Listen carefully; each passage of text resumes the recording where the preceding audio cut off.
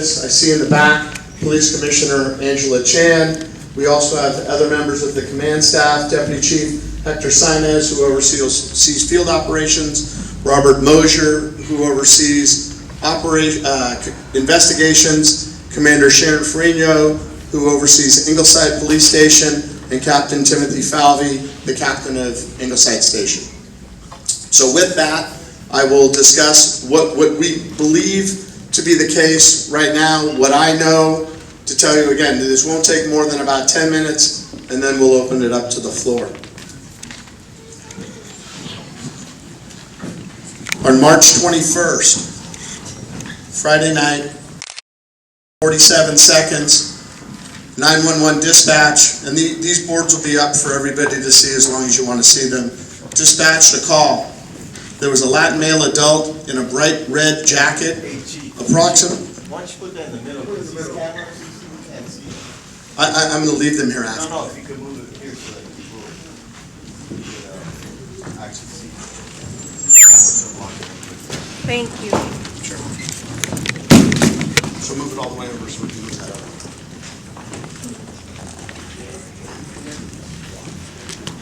About 6'1", 200 pounds, black pants, has a gun on his hip, a black handgun. About a minute later, there was an update that the male is pacing back and forth by a chain link fence near a bench. About less than a minute later, the reportee says that the reportee will stay on the phone until the police department are on scene. Yeah, we're going to leave these boards up. Everybody, I'm saying what they say. At about 7:14, subject is still on scene. Per the reporting party, he is eating chips or sunflowers, but resting his hand on the gun. At about 7:15, a sergeant from Ingleside Station and another officer go on scene and start a search of the area looking for the person described by the reporting party who is not a police officer. At about 7:18 and 49 seconds, that same reporting party again, who's not a police officer, heard shots fired. The shots that were fired by the police department. These were some of the other articles that were on Mr. Nieto, Alejandro Nieto, a 28-year-old Latin male, was the person that was shot and killed on that Friday night. He is the person that was described here as having a gun.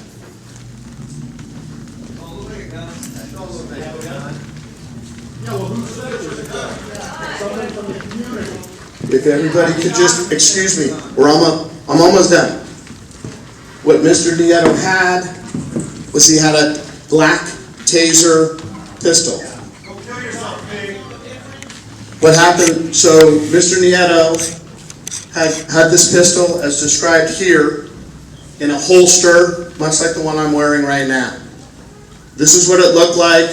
The distance from which the officers engaged Mr. Nieto was about from here to the back of the room, about 75 feet up a hill. His back was to the west with the sun setting behind him, the officers looking at the horizon. This is the actual weapon that Mr. Nieto had. This is what a real gun looks like. In the holster, please let me finish, and then again, I'll stay here as long as you need. Right here is what this taser looks like in the holster. Right here is what a gun looks like in the holster. When the officers originally engaged, do we have that?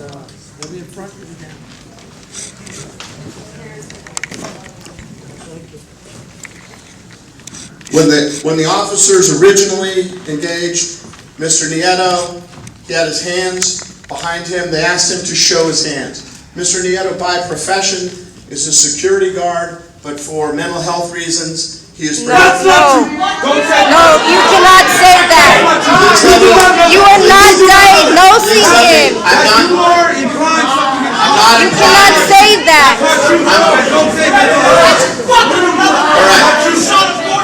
The reason When did you go and become a counselor? Mr. Nieto could not have a gun. That's the point I'm trying to make. I'm trying to, again, what I'm saying aren't things I'm guessing at. It's a fact that Mr. Nieto was prohibited from having a firearm for reasons that I don't want to upset anybody about. Anyway, you're right, again, he did not have a gun. He had a taser exactly like this. When the officers asked him to show his hands, he drew the taser from the holster, and these particular tasers, I don't want to scare anybody, as soon as they're drawn, they emit a dot, a red dot. If you look in the back, I want everybody to look in the back to show the dot shows, to which he responded, you need to show your hands. And then he drew his firearm. The weapon that he drew. Get it right. They could not see from where they were that it was anything but a black weapon, as demonstrated here. This is what it looked like in the holster. Commissioner Mizuko tried to explain the process by which this is investigated. That's the way we're going to go forward with it. Anybody that wants to ask for additional investigation, again, we would be open and welcome to cooperate with any outside investigation. With that, I think the thing to do would be perhaps to line up and so that we have so many people to speak. Try and limit yourselves. If it gets to be more than a couple minutes and there's no question in the future, statements are welcome. But again, I'm just asking you to be considerate of each other because so many people are here, and I'll walk the microphone out. That the police are doing all they can, and you can't just by swearing and screaming, you think by swearing and cussing, you think you're going to get any place? No, because you're as slow as you can get. So please listen to it and don't put yourself in the same condition as some of the ones that cause troubles. So please respect. That's the only way the police are going to help us. They go through a lot to try to help us. So please be patient and be courteous. The black and the brown people who have been here for generations, who have fought and sweat and gave their blood and tears just to have security in the city that we built, we get shot down like dogs. What was the point? What was the point of shooting this brother down 14 times? That's overkill. And when you know good and dang well you can be trained, shoot it out of his hand. Why'd you have to take his life? And who was the person that called? Who was watching him long enough to know that he had something in his waistband that appeared to be a gun? And just like the early report said, he wasn't even threatening nobody, but now the second report said that he pointed the gun at the police, just like they said about Andy Lopez. And to me, that is malarkey. Get your line straight. Get your line straight. Do you realize that your very presence, with your uniform, with your guns, with your batons, your attitude, your swagger, your demeanor, escalates situation? Your very presence changes people's behavior. You should think about that. Yo tengo un corazón. Ustedes tienen dos ojos. Yo tengo dos ojos. Como ustedes tienen dos pies, yo tengo dos pies. I want to say something to the police. Just like you have a heart, I have a heart. Just like you have two eyes, I have two eyes. Just like you have two legs, I have two legs. ¿Por qué tanto coraje? ¿Por qué terminar con la vida de una persona como si fuera un animal? Why so much outrage? Why kill a person? Why end his life like he was an animal? Estoy viendo que el arma tiene líneas amarillas. Lo amarillo en lo oscuro siempre da luz. No pueden decir que se confundieron. I'm seeing that the weapon has yellow markings on it. How can they say that they got confused? Because the yellow always shines in the light. ¿Y saben por qué me duele? Porque si un latino, uno de color, va caminando, lo matan y no hay justicia. Nunca hay justicia. And you know why it hurt? Because if it's a Latino or a person of color, they kill them and there's never any justice.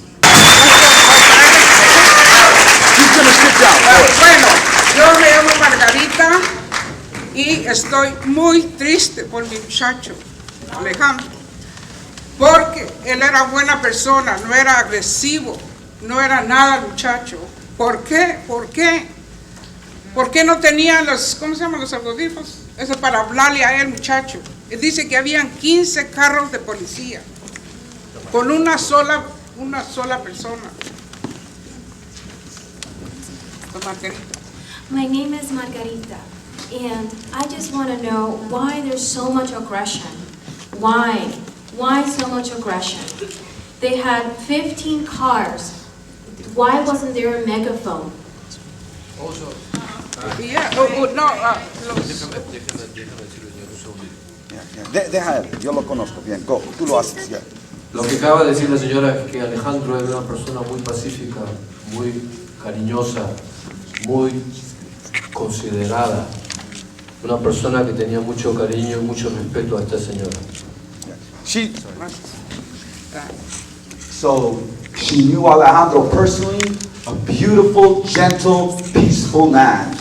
There is no person on this earth that can contradict that.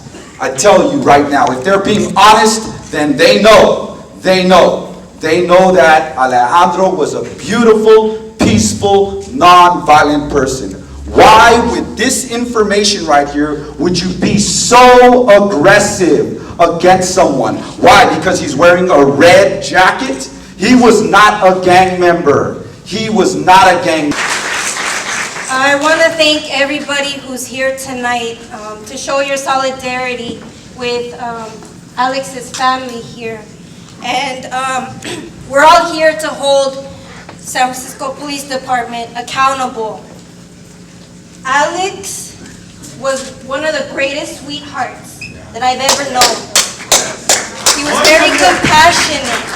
He was not the kind of person to try to provoke anything with anybody. Not trying to like be aggressive, you know? And I know his spirit is here with us. And Alex, you know, we will continue this until we have justice for you. What is very important for me to emphasize right now is this whole issue about him having a mental health illness.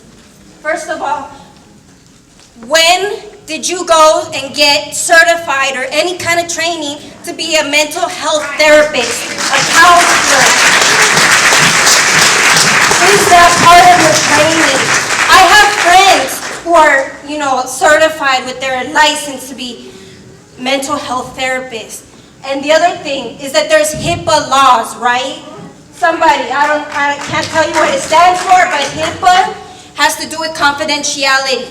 If anybody were to get counseling, there are confidentiality laws to protect, you know, that.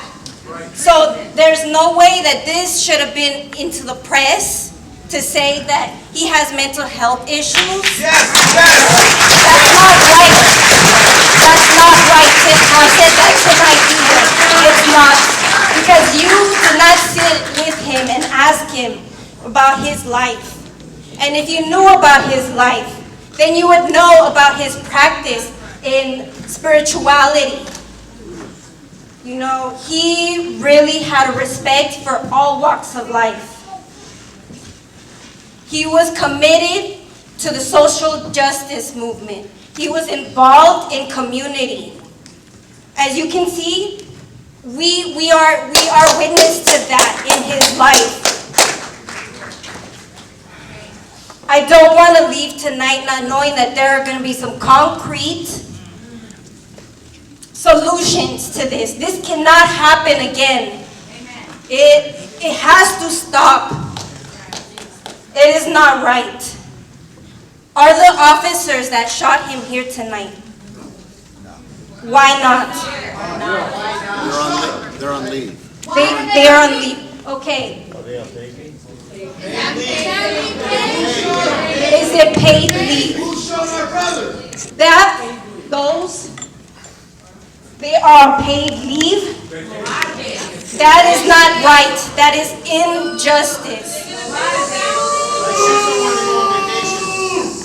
I want to encourage the rest of all of us in the room to please speak out tonight, because Alex would be speaking out. My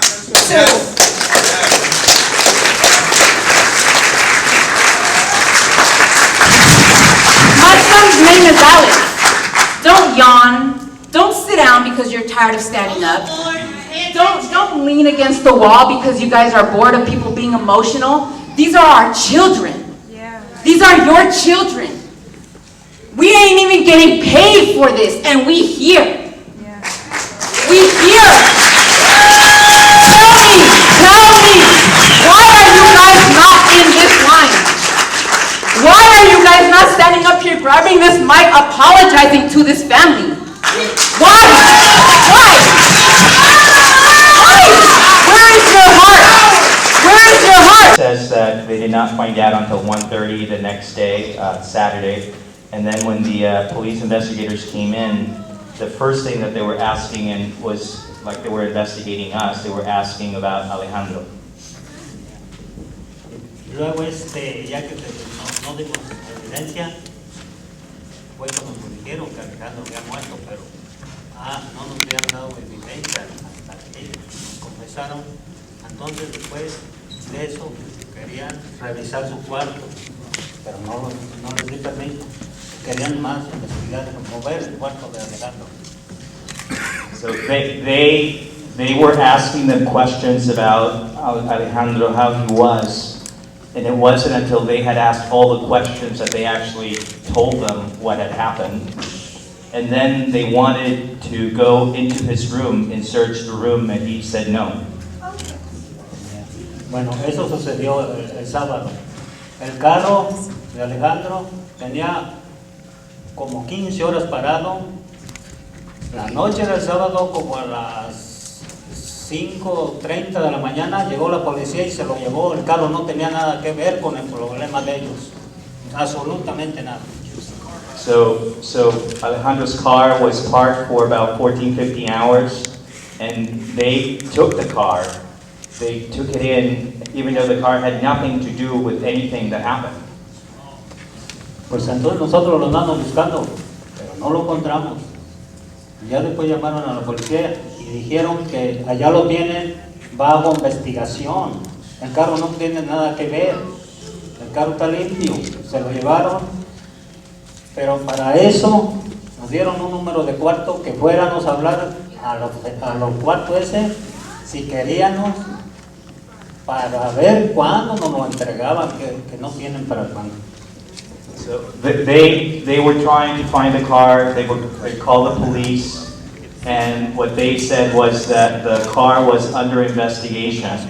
What? And it had nothing to do with. No nos han dado información de nada, ni nos dejan verlo, ni dicen para cuándo nos lo entregan.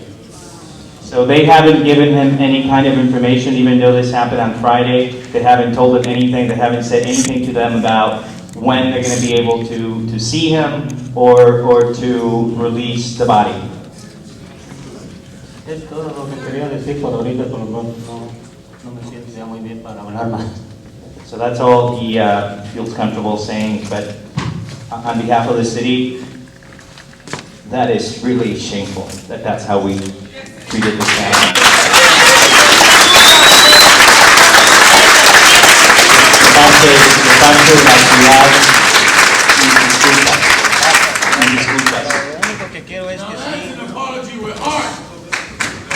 vean la justicia, reconozco esto, ya lo que pasó también, no hubo su carro, luego querían investigarnos a nosotros, antes de avisarnos, y después remover el cuarto. Gracias por todo. Gracias por todo, thank you. Bueno, I think he's feeling really frustrated that, this happened, his son died, and they came in and they started investigating the family and questioning them, not really saying anything until they had asked questions, and then confiscating the car, and now not really knowing what's going to happen and not knowing when the body's going to be released. But on top of that, he says, thank you, all of you, for being here. Mira, dijeron que no sabían que Alejandro no traía nada en el cuerpo, pero ellos tenían las llaves del carro. Ni modo que el carro se haya ido solo, ahí andamos buscándolo, pero hasta la llamada. ¿Su qué? Su wallet, su identificación, cartera. No, esas no. Esas están. So he was saying that the police were saying that he had nothing on his body, but at the same time, they had the key to the car. So you can see that they have a lot of questions. The police department is here, I am sure, and I hope that they will follow up with you, right, immediately after this meeting. Yo sé que aquí está el departamento, ojalá que puedan conectarse con usted